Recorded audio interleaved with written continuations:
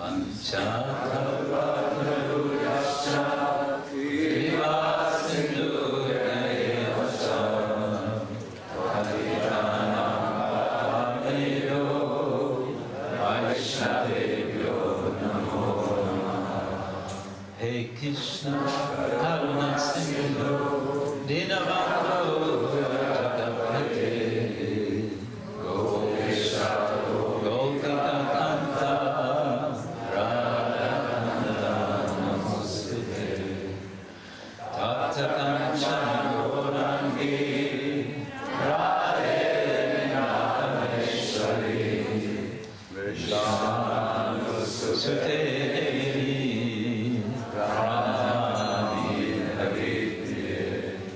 Jaya Shri Krishna Chaitanya Prabhu Nityananda Shri Advaita Gadadhar Shivasari Gaura Hare Krishna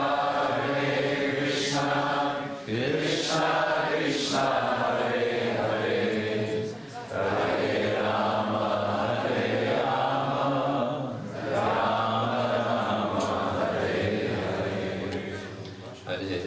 Krishna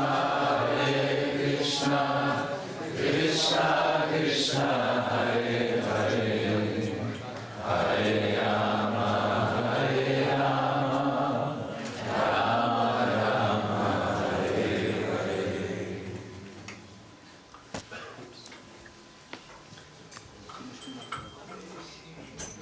We are continuing to celebrate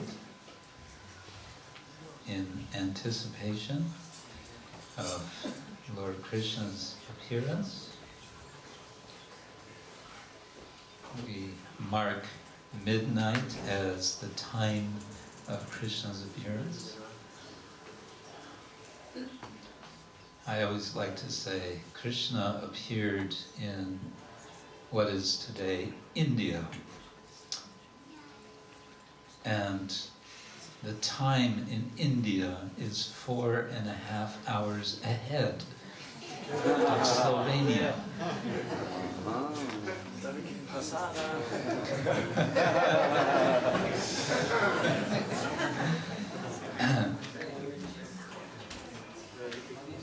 But it does raise an interesting question about Krishna's appearance, because on the other side we don't want to limit Krishna in quite that way, to say that, well, yes and no, he appeared in what we now call India, and then again, more broadly, he appeared in this world. He appeared, we can say, on this planet. And more broadly than that, we can say he appeared in this universe. And we use this expression in English, appear. And in English language, the word appear has a sort of a double sense.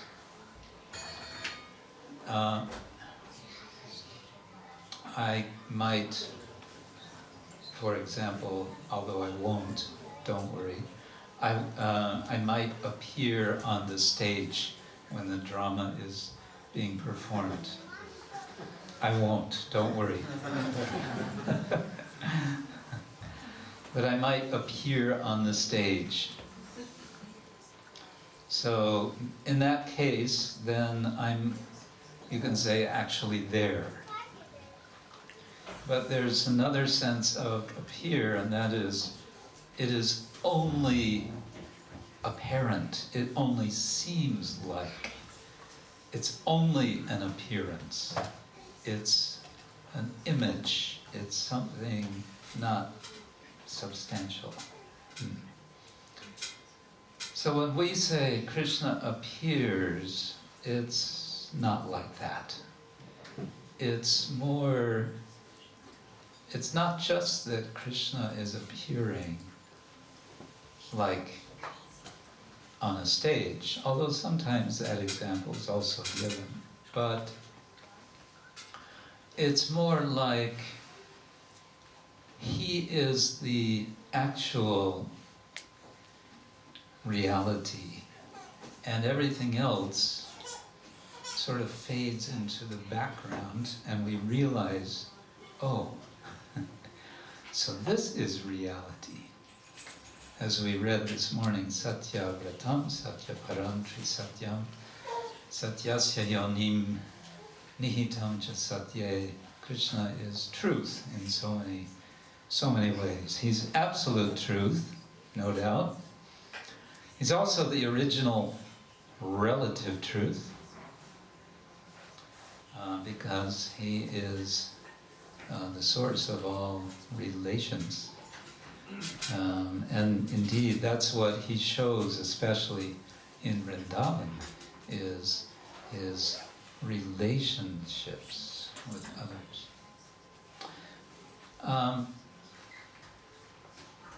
So Krishna is appearing, but we have to keep in mind what this means, appearing. Sometimes the word, in Sanskrit, the word avatara is used. The word avatar became quite well known here in Slovenia. How many years ago was that film? 2008? Was it 2008, that film? 2010.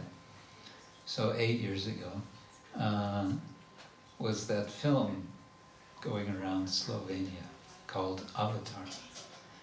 Some of you might remember at that time we organized a public program called 10 Avatars. Yes, there was a big billboard advertising. It was a very nice program. So the word avatar, which is a Sanskrit word, it comes from the prefix ava, which means down, or it can mean out or away, and tar, which comes from the verb tr, which means to cross, we say in English also transcend, tarana. So that avatara idea came to the West long before 2008. In fact, it's marked as coming to through the English language to the West in the year 1784 by one Sir William Jones, who was a British judge, a court judge in India at the time. And he wrote quite many things, translated many things, and also in some ways discovered the Sanskrit language for the West. But this word avatara, we don't find it anywhere in Bhagavad Gita. The word is not there in Bhagavad Gita, which you may find a little surprising, considering the fact that Krishna speaks about avatars in Bhagavad Gita. He just never uses the word. And how he speaks of avatar, you may be familiar. He speaks first in terms of time. He says, yada yada hi dharmasya glanir bhavati bharata. What is it? Abhyutanam adharmasya tadatmanam srijamyam. Yada, when, and then tada, then. When? When there's dharmasya glani, when there is a kind of fading away, a kind of crumbling of dharma. Krishna comes at that time. At that time I come. But he's a little bit, we may say, unfortunately, he's not very specific there, in a sense, because he says yada, yada, yada. So how do we know what is that time when Krishna is going to come? Whenever, he says, whenever there is a degradation, a loss, a confusion of Dharma, at that time I come. Well, that's now, isn't it? So, Krishna, where are you? Where are you? So Krishna is telling about his coming, and he's giving some vague idea of time, and he's also saying something about his purpose. And this is interesting because it's different from all of us. When we appear in this world, if we want to put it that way, we've all appeared, then question may well be there for ourselves, especially as we're growing up. We may ask ourselves, what is my purpose? What am I doing here? Did you ever have that question in your mind? No? Who said no? No, we all have that question. We all remember. I remember when I was young. When I was young, I was thinking, what am I doing here? And why is it that these two, my parents, how did it happen that they're my parents and not the next door neighbors? How come I'm not brothers, with the next door neighbors, whatever? You had questions like that? What are we doing? Krishna doesn't have that question. He knows his purpose. Avyutanam sadatmanam srijamyaham. He appears at that time when things are not going well, when things are confused, and more specifically when there is trouble in human society in terms of what is called Dharma. And Dharma has this notion, it comes from another Sanskrit verbal root, which is dhr, D-H-R with a dot, which means to sustain, to hold. When Dharma is not being practiced, then the world is not being held up. Society is not sustaining, it's not doing the function of society. What is the function of human society? What are we all here for? What is our purpose? Spiritual realization. Ah, yes. But what is that? Spiritual realization. Spirit? What is that? It is, of course, a prevalent notion today that spirit means some sentiment. It's an idea, but it's not a reality. It's, at the same time, a sense that everyone has, that there must be something, or we may say someone, but nowadays it's more something, some energy perhaps, that is somehow beyond our perceptions, somehow beyond not just our everyday world, but the world as a whole. There must be something out there. And of course, a lot of money gets invested in attempts to find, is there anybody out there? They're setting up huge antennas and radio scope, all of this paraphernalia, in order to try to sense something, some message. There must be a message for us, because the whole human race is asking this question: what are we doing here? What is this all about? Why are we here? That question is there, and maybe, just maybe, someone out there has an answer. And also in this world, of course, in so many efforts of scientific investigation, there's an attempt to extend the power of the senses, to extend our perceptions into unknown areas and dimensions of the world, whether it's the physical world or the mental or the emotional world.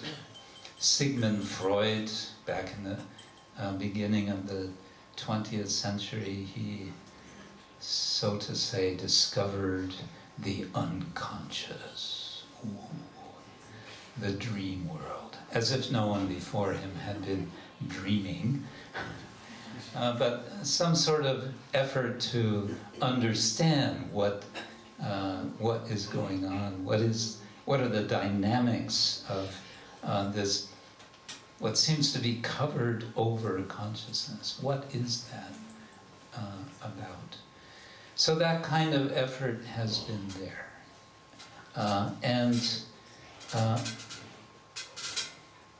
We see it also within religious traditions, or we could say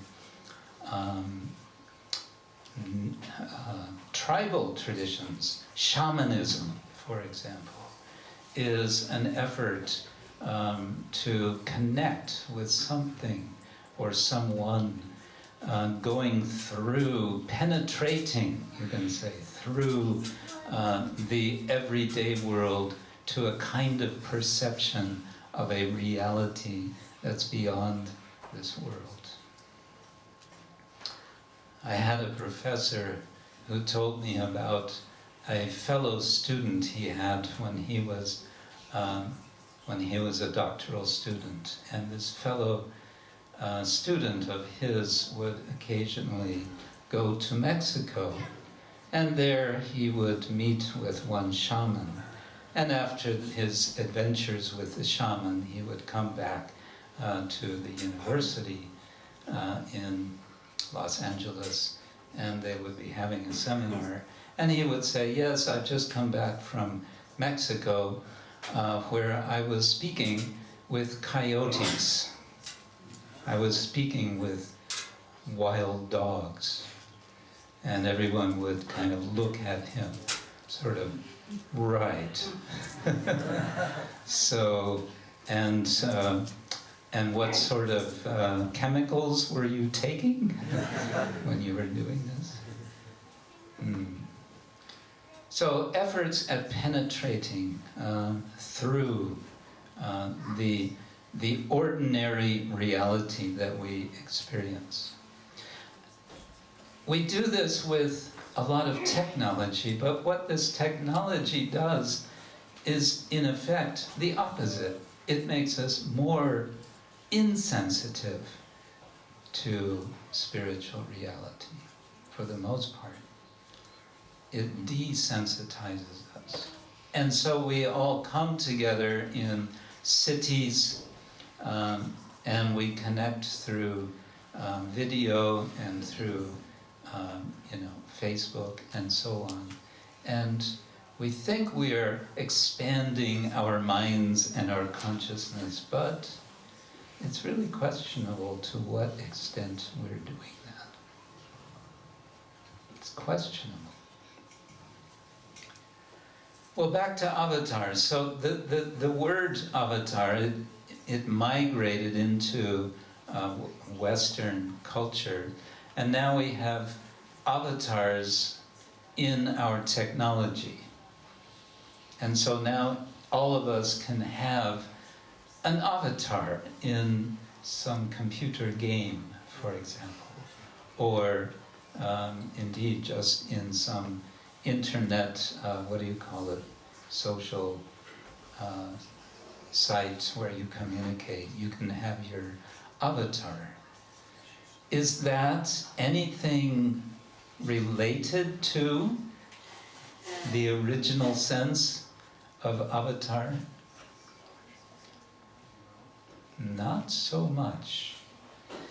So we want that people learn what is actual avatar, and that we understand, especially with the avatars of Vishnu.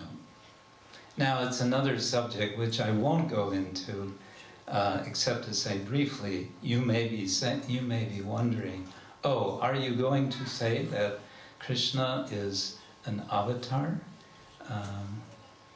Well, in some sense, yes. In some sense, yes. In that sense that he does indeed descend. In another sense, no. He is the origin of all the avatars. As we mentioned this morning, we may speak of polymorphic monotheism, excuse the expression, but it's a way of understanding there are so many ways that the Lord can appear. But here the point to be made is that when the Lord is appearing, he is actually penetrating through all the layers of all material experience as we know it, so that we can have access to the reality, not the appearance, but the reality, which is the spiritual world. So, Ramadi Murti Shukala Niyamena Tishtan Nanavataram Akaro Bhuvaneshu Kintu Krishna Swayam Samabhavak Paramat Pumanyo Govindam Adi Purusam Tamaham Bhajami. The Lord is appearing in so many forms, beginning with Rama, Rama Adi Murti Shukala Niyama. He appears in all these different forms. Kintu, but Krishna Swayam Samabhavat Parama Pumanyo. Krishna Swayam, Krishna himself is appearing. And that is very wonderful. Govindam Adi Purusham, the original person. Tamaham Bhajami, I worship him. So on this day, we we worship Krishna's appearance with an understanding that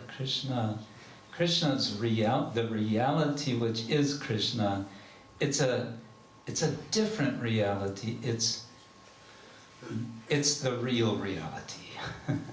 He's not just appearing like a chimera, not like us when we appear in this world. And his appearance for us to experience, to realize ourselves, that is what we celebrate. Krishna says, as Srila Prabhupada often liked to quote, Janma karma chame divyam evam yo veti tatvata Tyatvadeham punar janma naiti mam eti. So Arjuna. Krishna's Janma, because today is Janmashtami. Ashtami means the 8th. It's according to the moon. According to the moon calendar, it's the 8th day of, what is it, the waxing moon or the waning moon? The waning moon, yes, it's becoming darker. So it's Janma Ashtami, it's Krishna Janma Ashtami. And, but the Janma and the karma, the activities of Krishna, Krishna insists in Bhagavad Gita, they're all divya.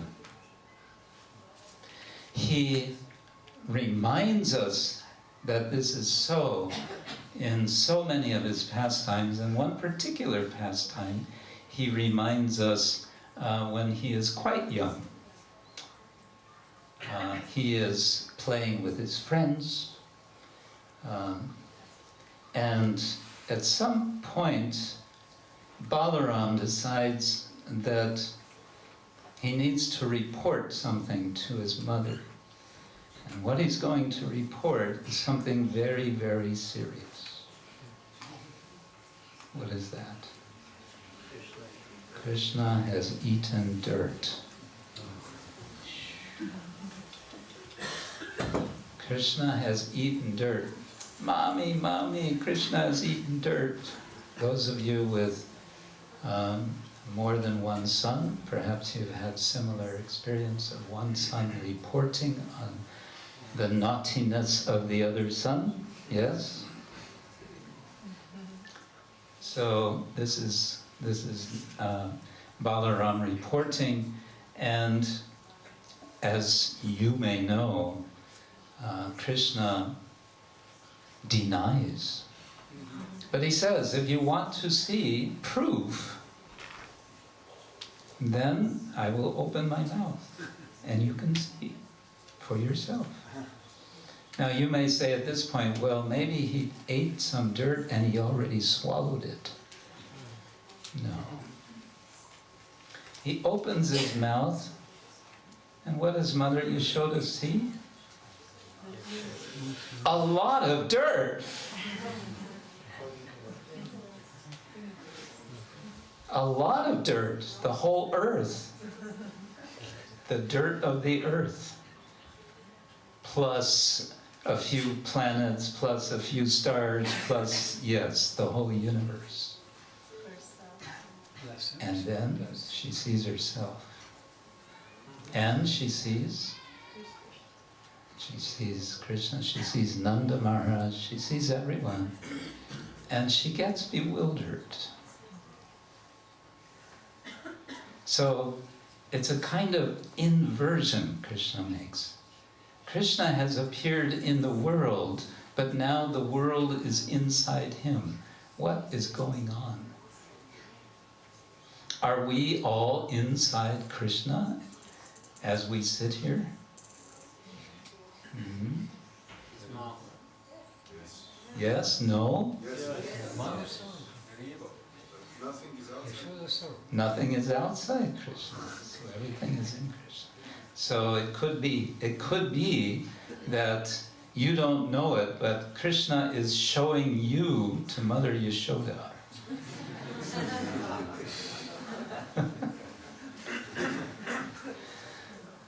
My point is, what is actually going on?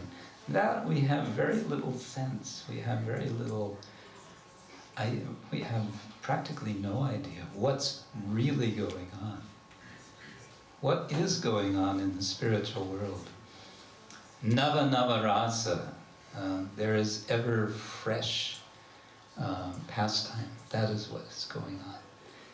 And Krishna comes to invite us to come and join him in that ever fresh pastime.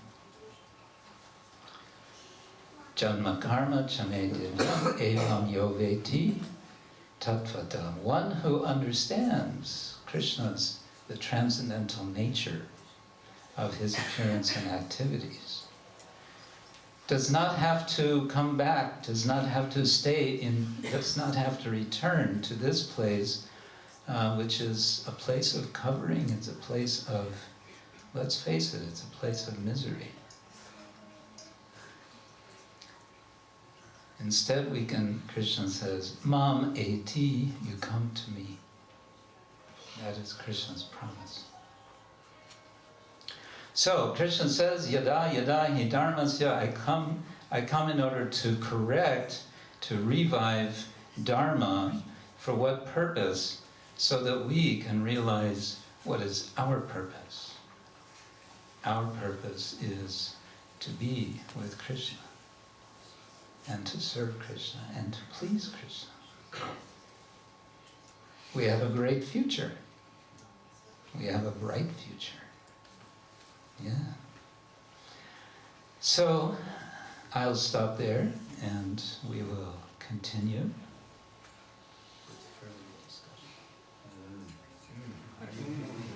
Did I click you? No. Hare Krishna. Good. Shri Krishna Janmashtami ki.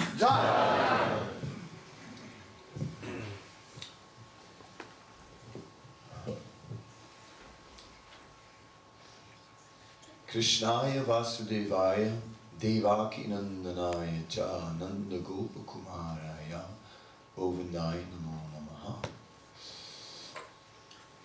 Krishna is the son of Vasudeva. Krishna is Devaki Nanda. He is the son of Devaki. He is the Nanda Gopa Kumaraya. He's the small child who is with Nanda and the cowherd man. And he is a protector. He is the one who gives pleasure to the cows. And we offer our obeisances to him. So somehow or other, Krishna is performing these pastimes. And everything is there within these pastimes. When I was rather new in Krishna consciousness, I was being tested, and I was asked to read a Back to Godhead magazine and to just wait. I was waiting to meet the temple president, and they told me just sit and wait and read this magazine. So I was reading the magazine, and I read the magazine again and again, the same pastime.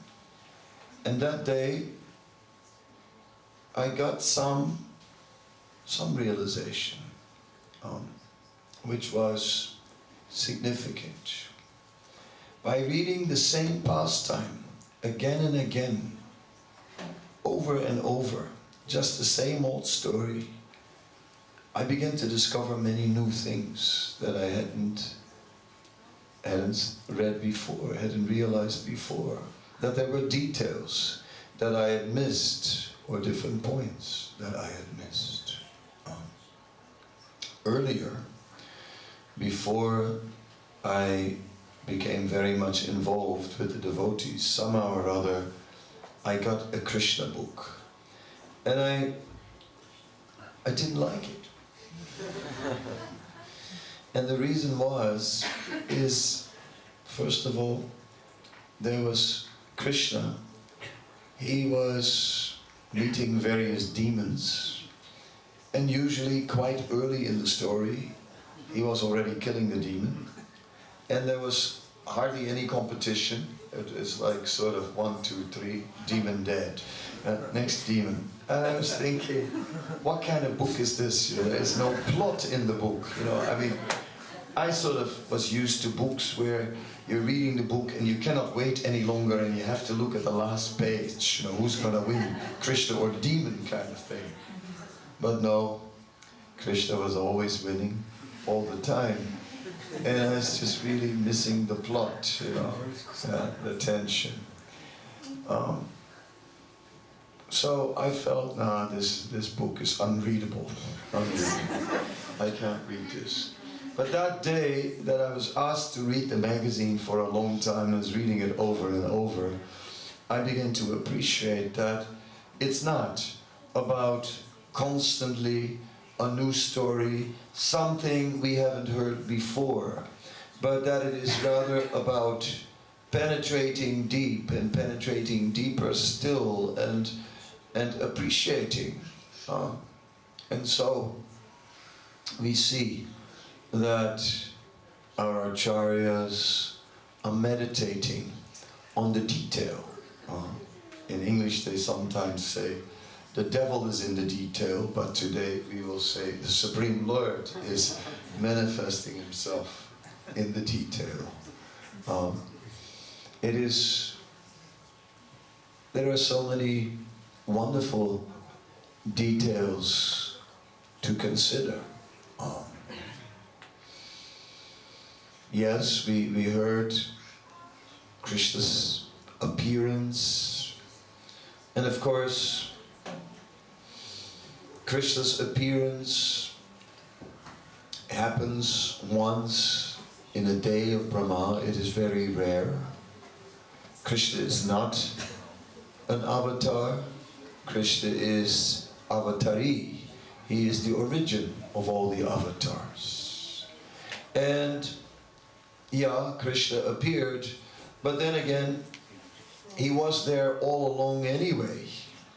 He is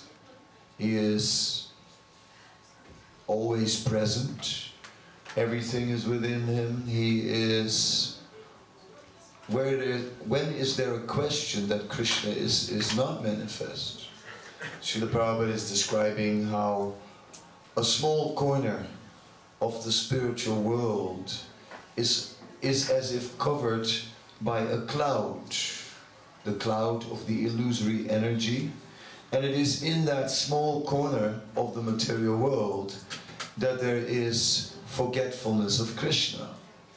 And in that small corner of the spiritual world, there is a concept that there is no God or no presence of Him, and that sometimes, very rarely, only once in a day of Brahma, He appears.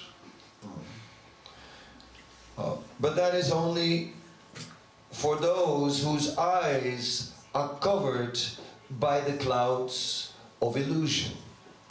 Srila Prabhupada is saying Krishna is like the sun, and just as the sun becomes visible in the morning and the sun sets in the evening, really what is happening is when the sun is setting, it simply disappears from our vision. But the sun is shining somewhere else. Now elsewhere on the planet it's day, and here it's night. So Krishna is always present, always present.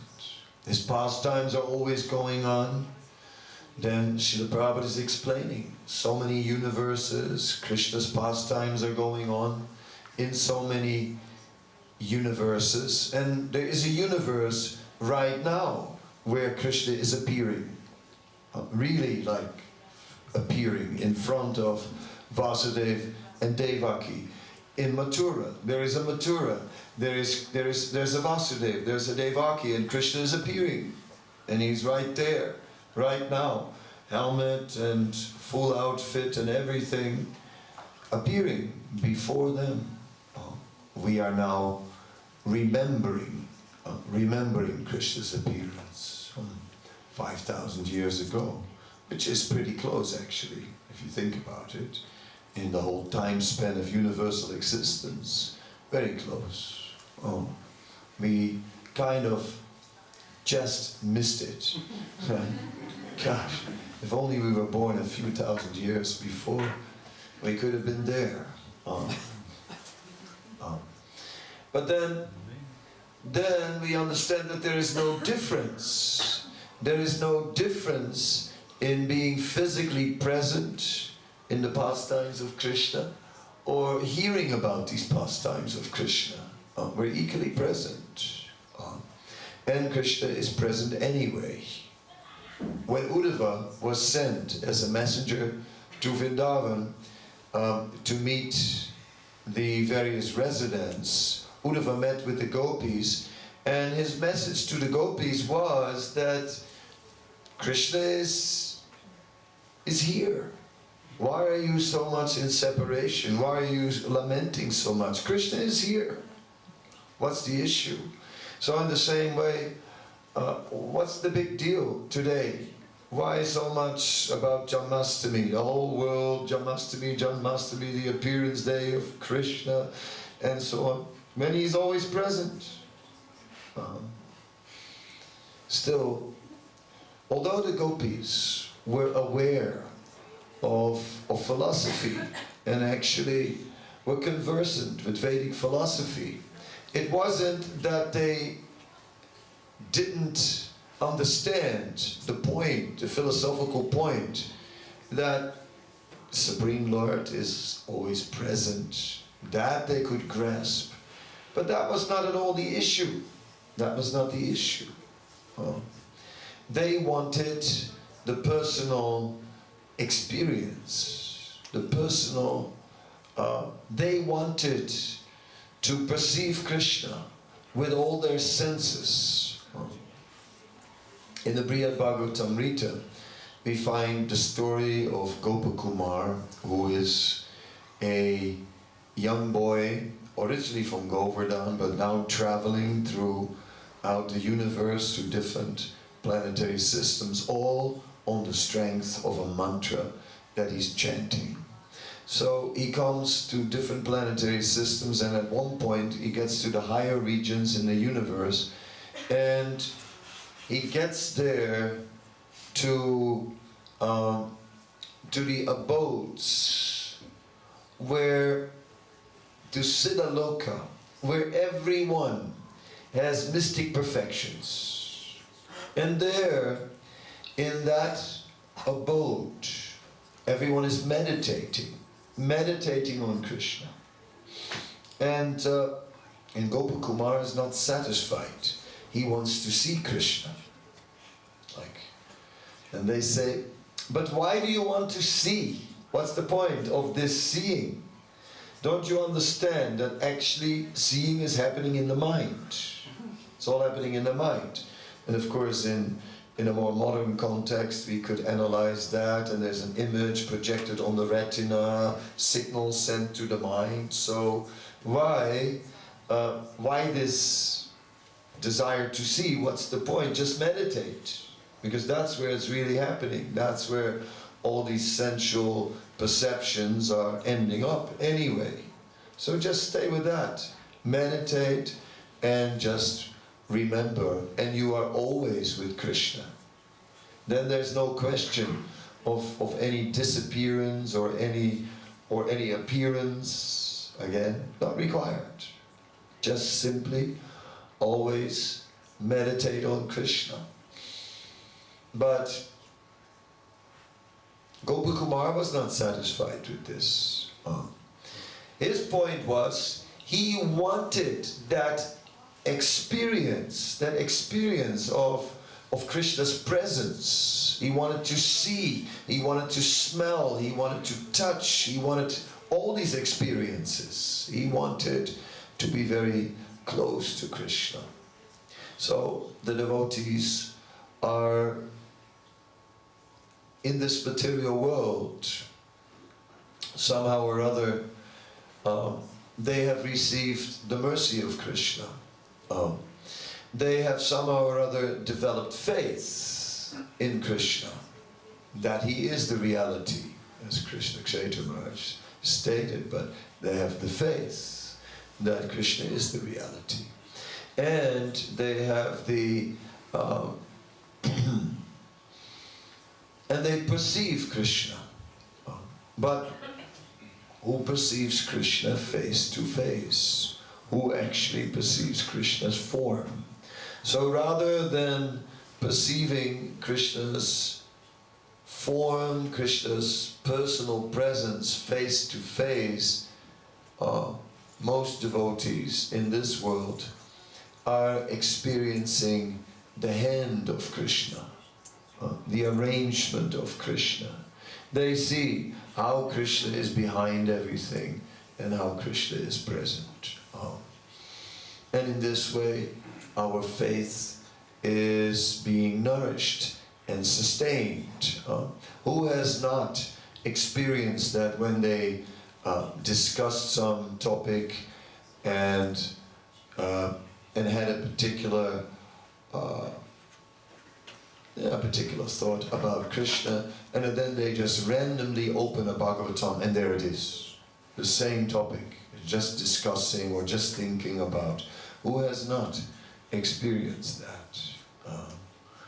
So, these kind of little things, these are little things that strengthen our faith, where we say, oh yes, Krishna is there, Krishna is directing things. He is the invisible director who is basically there behind whatever happens on this stage in the material world, and he's all along watching everything, and he is making arrangements for us. He's making arrangements for us to receive knowledge, to receive inspiration and strength, and gradually he is bringing us to the point where we begin to perceive him more and more. But in the beginning, that perception is within the mind.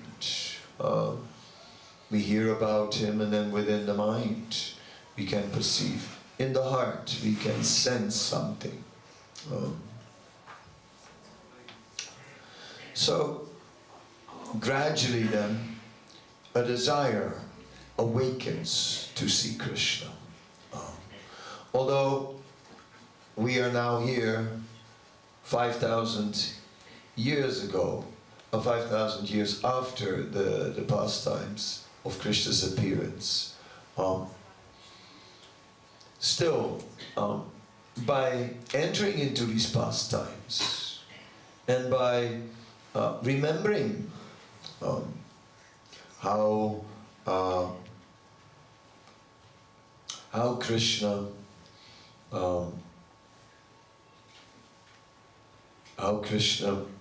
became a child, how Krishna then, as a child, was completely dependent. How Krishna was completely dependent, and how he would somehow or other need the protection of his parents. With the children, we went, just now I did a little thing with the children, and we went over the Putana pastime in great detail.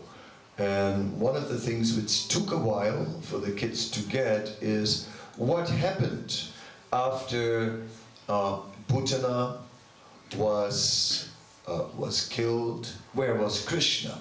He was sitting on top of Putana, and then Mother Yasoda and the other elderly gopis, they quickly took Krishna off that enormous dead body of Putana, and then asked the kids, what did they do then? It took them a while, but there was one said like, they gave him a bath with cow urine, and they were brushing him with the tail of the calf and all these things. So yes, we remember Krishna more and more detail, and in this way everything changes. When the gopis were in separation from Krishna, they had a desire to see Krishna. They were not satisfied with the philosophy that Krishna is all-pervading. But they spent their time remembering Krishna, going over everything Krishna had done, all his pastimes, all his activities, they were remembering. And by remembering all these pastimes, their feelings of separation became alleviated, and they became ecstatic. There were so many amazing details. So many amazing details there, and they were just becoming more and more attracted to Krishna. So today we are celebrating the appearance of Krishna the Supreme Personality of Godhead. And someone might challenge and say, what proof is there that Krishna is the Supreme Personality of Godhead, that He is God? What proof is there? And one could approach it from various angles. I would approach it from the angle that let's just look at Krishna. Let's just see. He's God.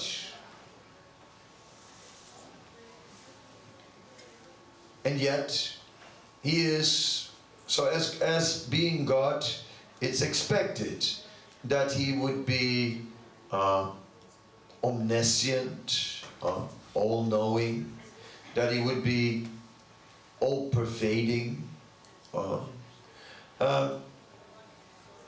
So, Krishna, He is all these things, but He's more than that. He's also a person. Yes. Srila Prabhupada makes that point, that there's everywhere personality in Krishna's creation. So, therefore, if there is personality in the creation, then there must also be personality in the Creator. Because whatever He's manifesting is part of Him. So the personality is also part of Him. So then Krishna is also a personality. Now that is bewildering because a personality seems very limited. Of course, we heard about Krishna eating the clay and Mother Yasoda seeing the universe within Krishna. And at the same time, we know that Krishna was within the universe. So that seems very contradictory, very confusing. But at the same time, it is like that. So Krishna is a personality, and everything we see is His energy emanating from Him. And yet, Krishna is complete. So how can Krishna be complete when everything is emanating from Him and exists separate from Him? But that clay-eating story shows that. In that, yes, He is within the universe, but the universe is also within Him. He is complete. So, very interesting. Now we are going to, if we explore more and more about Krishna, about His nature, about His pastimes, then Krishna becomes more and more wonderful. When Krishna was 125 years old, there was the battle of Kshetra, and Krishna was still young. Yeah? It wasn't like, Arjuna, wait, not so quick. Let me get on the chariot. Need a hand. At 125 years old, Krishna was still fresh and still young. He is ever fresh. Krishna, when Krishna, one pastime that I particularly like is the pastime where Krishna provided unlimited cloth for Draupadi, and while Dusasana was trying to pull off the sari. So at that time, Draupadi just threw her hands up in the air, realizing there's nothing I can do to protect myself. I'm completely dependent on Krishna. And at that time, Krishna provided the sari. And then in the Nectar of Devotion it says that Krishna says, whenever I remember this pastime, whenever I remember this, then my appreciation for her increases. So when I found that, I was impressed, because I was thinking in the Bhagavad Gita, we have this verse, Nehamikramuna Sasti Pratyavaya Navichyate, the verse that there's no loss or diminution in devotional service. So that verse sort of has often been compared to the spiritual bank balance. Everything we do in devotional service goes into our spiritual bank balance. And then I was thinking, well, if there's a spiritual bank account, then where is the interest? You know, there's a bank account, there must be interest, isn't it? I mean, you know, being Dutch, you start to think Dutch. I know, that's what I saw it in your eyes. I saw it. So I was thinking, where's the interest, you know? And then when I read that particular pastimes, then I realized I had found it, Eureka and all that. I had found the interest. Yes. Because Krishna said, whenever I remember how Draupadi at that time surrendered unto me, my appreciation for her increased. So my question to you, what is the interest percentage? Professor Kshetra.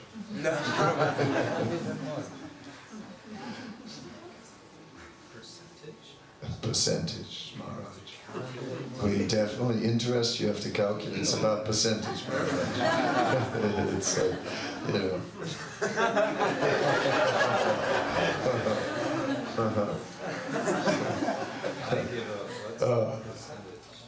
Maharaj, it's unlimited. It's unlimited because Krishna says, whenever I remember Draupadi's surrender at that time, my appreciation for her increases. Now, is Krishna known to be forgetful? No, he's Kritagya. Ah, he's Kritagya. There you go. Take that under your belt. Krishna, he knows the benefit of everything. He knows the result of everything. Krishna is not forgetful. So, therefore, Krishna, whenever he remembers, he always remembers. My appreciation for that surrender increases. So, it's increasing eternally. Krishna is eternal, his remembrance is eternal, his appreciation for the service is eternal. Now, when I hear descriptions like this about the Supreme Personality of Godhead, I find that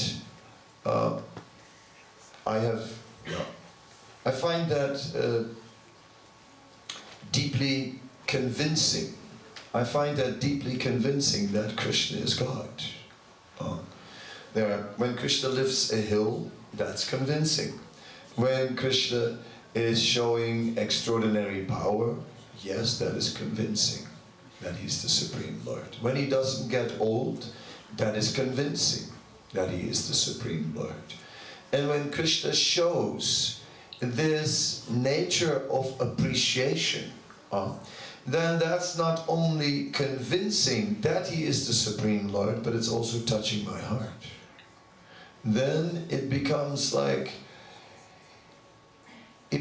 more than just a display of divine power. It also becomes a display of his kind nature, of his unlimited kindness, of his loving nature.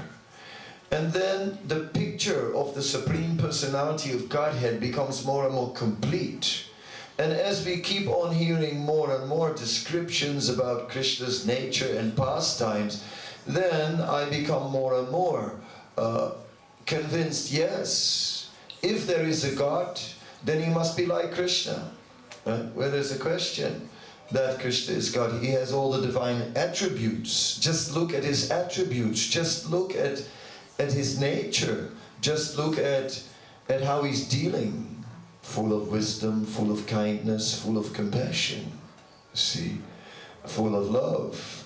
Then, when I think about that, then I appreciate Janmashtami, because then I appreciate that Krishna as he is appearing in this world is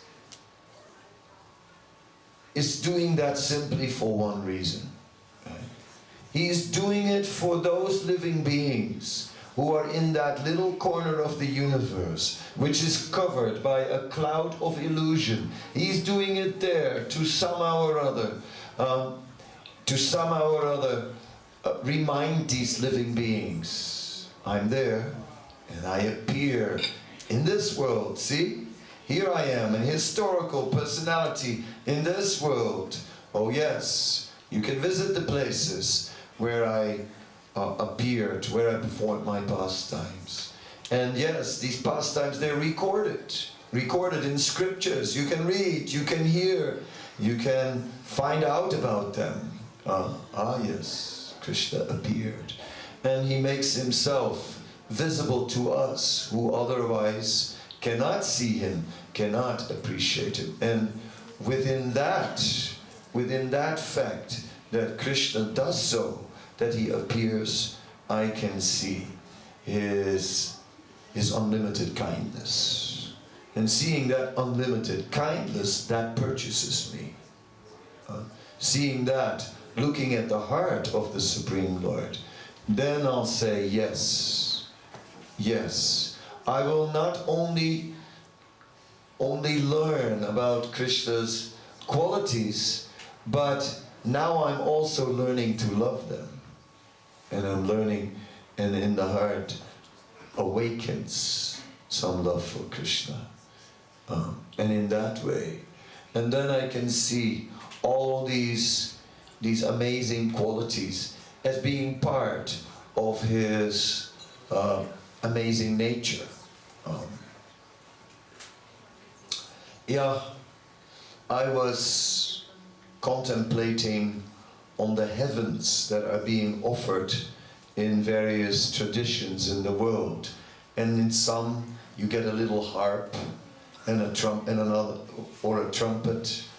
and that's it forever. Plunk, plunk, plunk. Blowing that trumpet, maybe.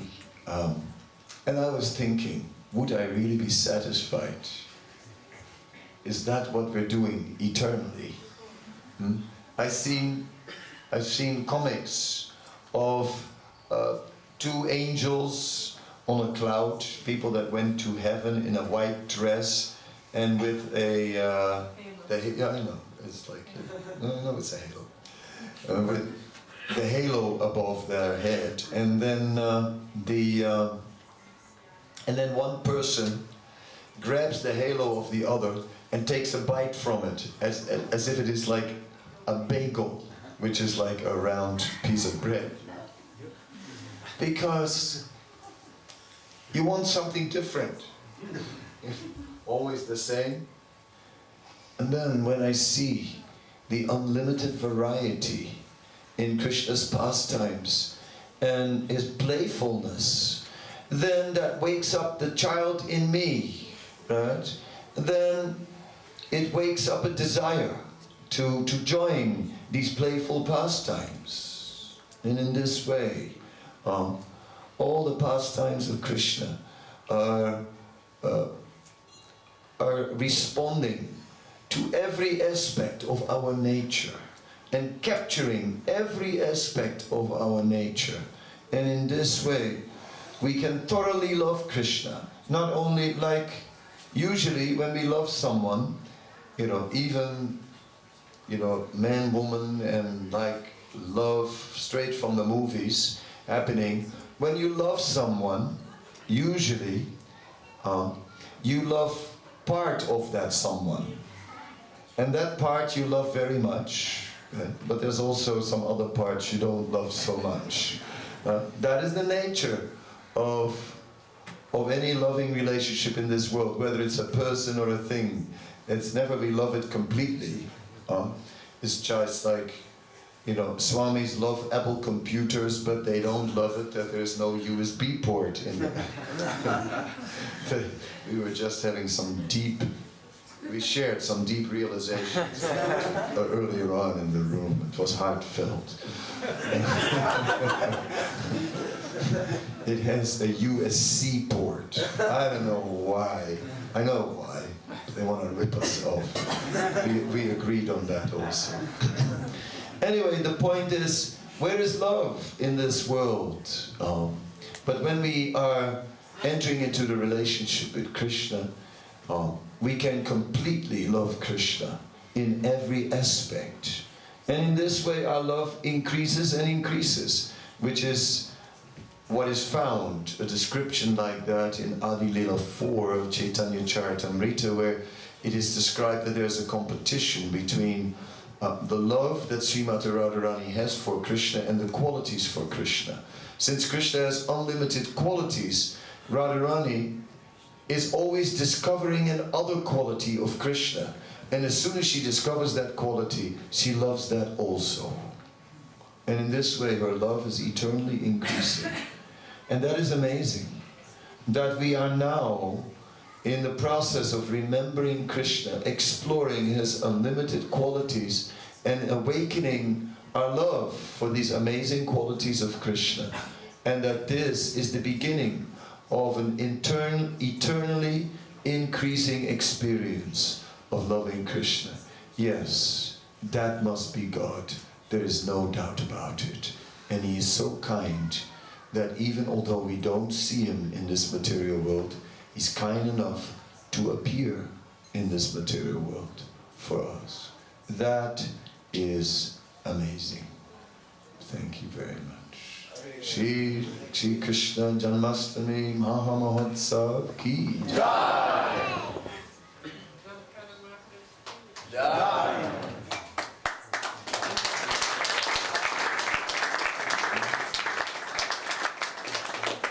No time for questions. Here comes the MC.